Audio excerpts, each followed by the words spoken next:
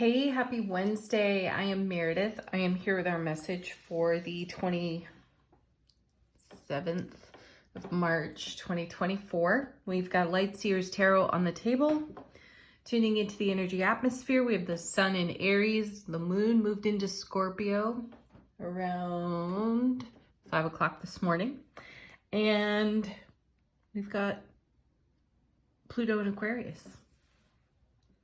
I think I have those backwards. Anyway, let's see what's going on in the energy atmosphere. According to the cards, our first is Two of Wands. Excellent. Stepping through a gateway.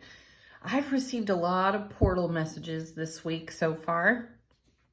So here's a portal for us to step through into a whole new world of experience, which is fantastic and in keeping with the messages that we've received this week, because the manifestation energies are wildly through the roof at this time. I mean, we've started out the first two readings of the week with the Nine of Cups. Huge. Oh my gosh, that's good coffee. All right, paired with the Two of Wands. Perfect. There's the Empress. I think we had the Emperor yesterday. We got the Empress today. I like this symbolism here too, because what are we giving birth to? What are we birthing through this portal? But a whole new world of experience. How wonderful is that? The Empress. Venus in Cancer, I'm pretty sure is the energy on that card. And tremendous abundance, vitality, new beginnings, fresh starts, new cycles with the Empress. She is the mother of tarot, the divine feminine. So there's an energy of receptivity with her. There's also what we create with all that we have received. We saw the Ten of Wands recently too. It was one of the final cards in the main body of the reading, if I recall correctly. So I feel like this is indicative of how we've put our spiritual resources to exceptional use for ourselves. Let's see what this energy is moving into. Six of Coins, Six of Pentacles again. Excuse me, twice in a week for a card we rarely see ever. And this is a message of generosity, reciprocity, giving and receiving. And you can see the infinity symbol in this card. So what I'm picking up is the equilibrium in the harmony that we have created in the energies of giving and receiving. So I also feel like we're working smarter, not harder. We are in a balanced give-receive with ourselves. I feel like we've struck a balance in terms of how we spend our energy. And thankfully, you know, this is an upgrade, a frequency shift for us. And perhaps this has come through the very interesting cosmic energies we've experienced, including the eclipse, where it's harder to negotiate our terms. We're less willing to compromise with our overflow.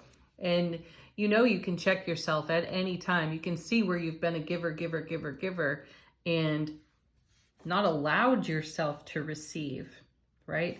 And here we're watching it balance out, which is fabulous. Imagine what you can create now. Because your cup's running over here. You're fulfilled. We've seen so many amazing cup cards come out recently, especially those nines. And I think Friday's reading was pretty full of cups too. So we're in the overflow and we've got it harmonized and balanced here, which is beautiful. And we're bringing a lot of new things to life on our foundation. Next set of two. Wow. There you go. There's the Ace of Cups. Oh, love, bliss, joy, happiness on overflow. This is a card of great fulfillment. And just really take a look at the artwork. You've got the portal. And this person has stepped through it. You know, they do have a toe in the other world still. That's okay. But mostly they're through the portal. I know the window represents yet another one. And still, we have the Empress bringing new life on the other side of this portal in a harmonized, unified, balanced way here with the Six of Coins, which continues to keep the cup overflowing. We're not giving away too much, right? There's plenty. There's more than enough to spare and share, energetically speaking. And I sense at the heart of that, literal heart here, Ace of Cups, is that we found the equilibrium in heart space. We know how to say yes. We know how to say no. Recognizing that our no often turns into a much better yes at a different moment, right? What's paired with the Ace of Cups? Fantastic. There's the World. Reward of all your prior investment. If you ever needed a message to help confirm for you that what you are visioning on your horizon, all the energy that you have poured into your creative process in the divine matrix, here's a snapshot of what that looks like. You know, this is why we pull cards off the bottom of the deck, so we can see what's going on behind the scenes, the things that are not so obvious to us. Usually that's connected to the hows, and how is the job of the universe. Our work, if you want to call it work, our contribution is what? And we deliver that through our constant conversation, with the divine all. And what we're witnessing here in these cards is everything that we've put out there. And we talked about this for several days to really be present and aware of what your inner dialogue sounds like. Can you hear yourself? How are you speaking over your life? And taking the opportunity when you hear a sound bite race through your noggin that is not up to par, without criticism, without judgment, excuse me, and without punishing oneself, to catch it and say, ooh, look at you over there. This needs more love, not less, right? And upgrading that. This is the result of doing that. That's also an investment. So I did get an email from someone who had asked, you know, I have a lot of negative thoughts. I've caught a lot of them. And that seems to be tipping the scale because, you know, I spend a lot of time there, or it happens so frequently, so often. So they were feeling like they were not a good manifester because they had so many really challenged thoughts, and they thought that this was going to determine the outcome of their ability to manifest. Very reasonable question to ask, of course. So I do want to share with you the simple fact that there's an awareness, because you're catching the thought, is another investment in what it is you're creating, because you're catching the thoughts, you're recognizing them, seeing them for what they are and how they could stunt your manifestation growth. And when you do that and you upgrade it and you give yourself the love, the validation that you require, you set that energy free. It might come back again a few more times, and then you repeat the process. It's all an investment. So keep going, no matter what you're facing, no matter what your ego voice wants to stick under your nose 400 times a day. Keep going, because you've got great rewards. Oh, look at that. You know, man, there's the Three of Swords again. Thank you for showing up one more time. And that's just it right there. I have a bit of a visceral reaction when I turn this card over. So I'm holding some gratitude for it. Thank you for showing up. I appreciate that you're there. This is a great reminder to give you the yardstick of just how far you've come. Measure out those paces, if you will. And this is also a card. It's pain, loss, sorrow of the past, though it has a long echo for many of us, right? And this is just the kind of thing that we think can undermine all this gorgeous, amazing energy coming into being over here in these cards. This is the card of contrast that gives great perspective. It's not an easy card to deal with. I'm never gonna dull the shine off that message for sure. Though without a little bit of challenge, without a little bit of contrast, how do we ever get the perspective to embrace something new and different? And that's what this Three of Swords really shows up for. And a reminder to you all that no matter where it falls for you in your spiritual timeline, you have every opportunity to pull the silver linings out of this card and make something new. I feel like I'm looking at alchemy here on the table. I'd love to see temperance in this lineup, though these cards are working themselves out to temperance. Divine alchemy at its finest. Let's see what's next. Now that's perfection, honestly. There's the King of Pentacles, and could you have a more chill king? Probably not. Why is he so chill? Because he's sitting there with the Ace of Coins, knowing that he has more than enough, and he lives in the awareness of his own ripple effect. He's unafraid of the Three of Swords, even though it's at his back here. He draws on this for greater strength, right? And it's an ever-present reminder to stay attentive to the perspective of how you have up-leveled your life and what you can do with that energy. So use your challenges as your leverage. Give them validation and love. We spoke about that yesterday. Recognize that you are quite literally giving birth to the life of your dreams right here in these cards. And it's because of this contrast here that turns you into a master manifester. Another thing I want to draw attention to, so often when the Empress shows up for me and I shuffle out cards, not too far away will be the Ace of Cups. And you know, it's happened again today. I find that thrilling because I see this as manifestation birth waters. The water has broken. We are being delivered into all the reward of our prior investment. So take comfort in the challenging thoughts or even a random moment of a negative thought, because it's there for contrast to give you an opportunity to bring a more positive energy to it, to up-level, upgrade, and restructure your whole life experience. You have tons of resources in which to do that, and you have a lot of prior experience over here off this 3 to give you inspiration. Now let's see what's on the bottom of the deck for us today. Our first card. Oh, I have the deck upside down too. We've got the Moon. See, energy surfacing, and I like this. Another watery card over here to go along with the Ace of Cups and the Empress.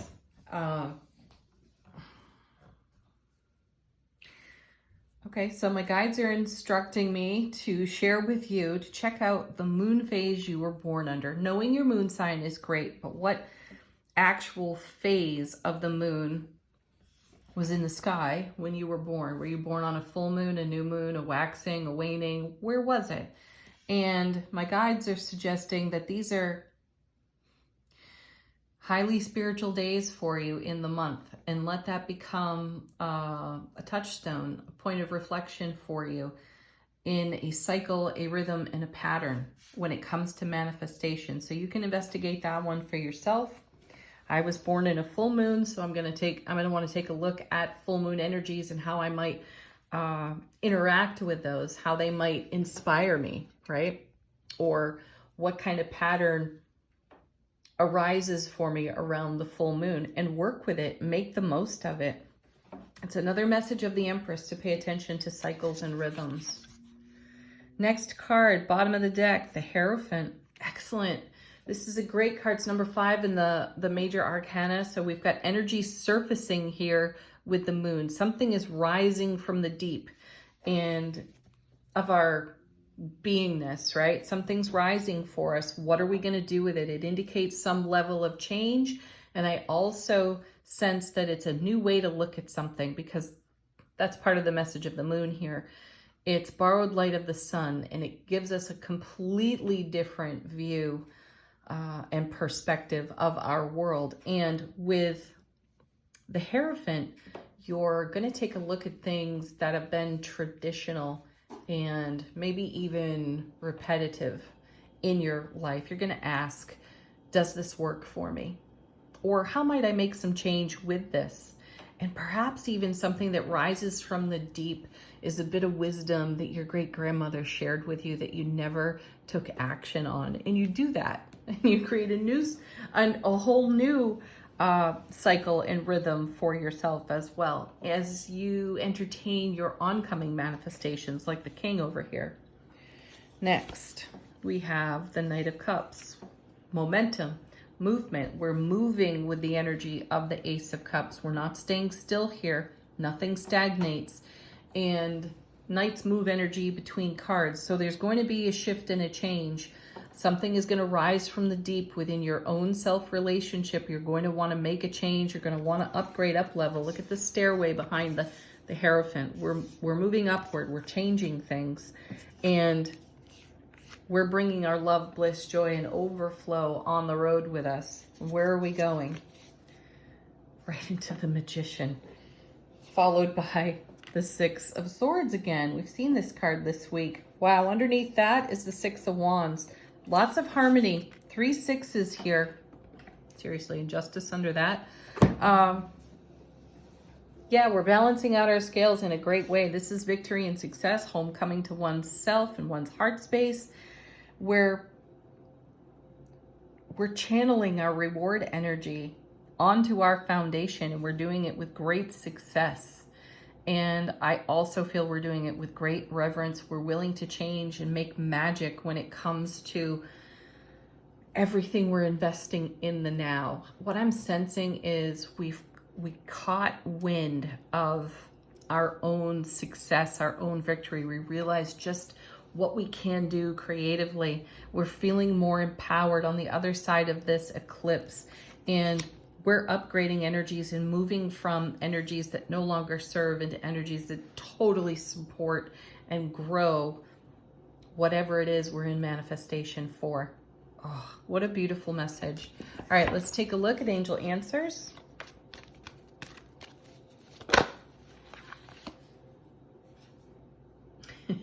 Well, this one really wanted to come out. Ask for help from others.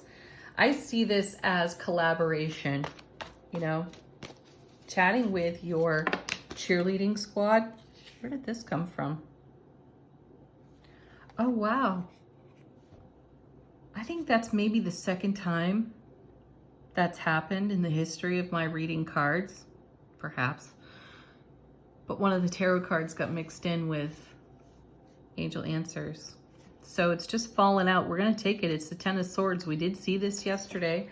I must have picked it up when I cleaned up the tarot table and it got mixed in. So be the master with that Ten of Swords.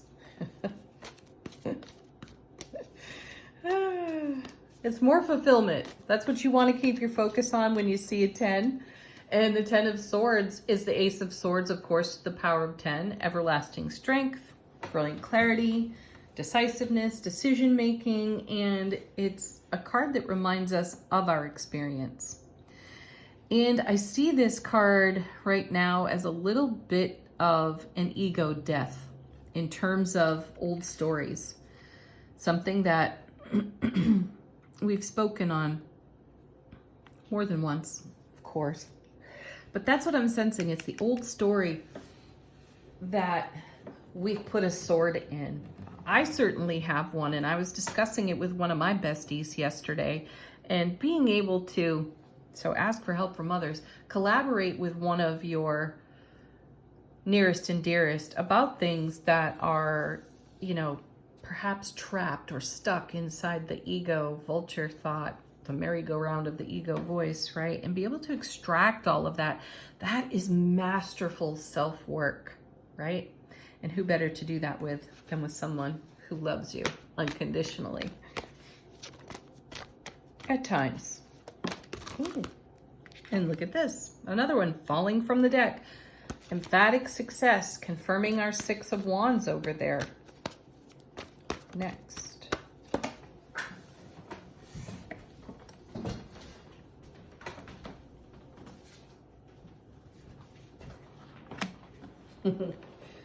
The soft no. I like that we're seeing cards we don't normally get out of this deck. Excellent. What do you need to say no to? Is that what the Hierophant's pointing out for you from the bottom of the deck? Is there something that you're doing on repeat just because it's traditional and was passed down to you that really doesn't serve what you're up to? Maybe you create success by saying no to some old familiar paths that you travel down. Check it out. Next. Let go. Let go. What happens when you allow the universe to take the wheel? All right. Final word on the reading. We're going to use my dear friend Janet's cards again. The Soul Power deck. How is our soulful presence, our soulful power speaking to our waking human consciousness?